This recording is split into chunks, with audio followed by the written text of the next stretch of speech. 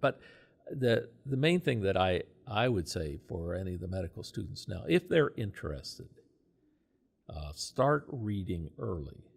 Now, I go back on that. Certainly by the time, I read a lot in ophthalmology already as a medical student. Fortunately, we had an old library that was in the administration building to the old Cincinnati General Hospital out facing Burnett Avenue.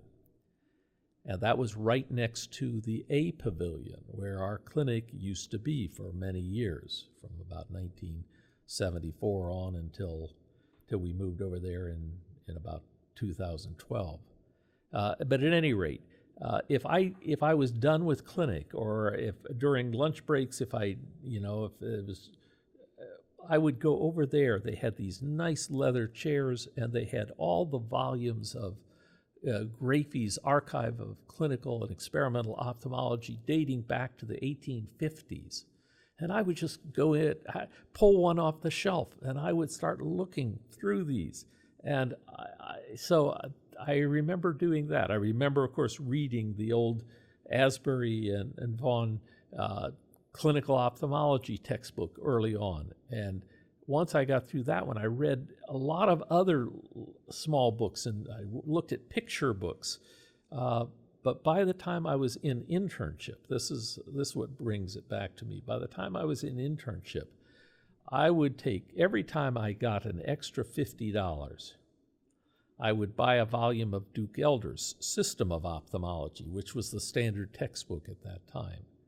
And I would try to read it almost, at what I would say my free time. I don't know how much free time you have during internship. It's not a lot.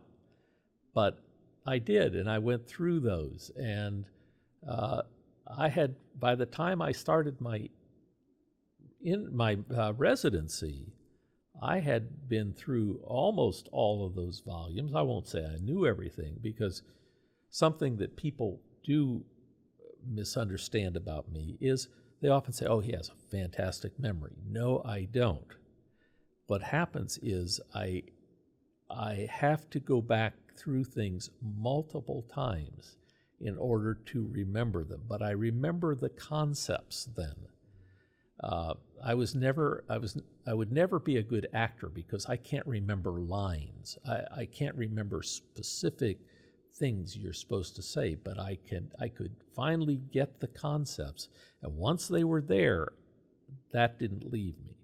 But it took a long while. But I did that. And then also, before ever starting my residency, I had read Rubin's Optics at least a couple times and done all the problems in it.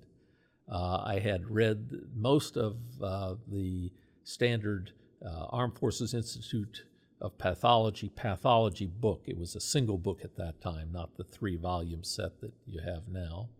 I had read Wolf's Anatomy. I had tried to read physiology. I found all ophthalmic physiology books to be terrible, I might add, and I still think they are. They're much too research-oriented and not practical explanation of what the concepts are.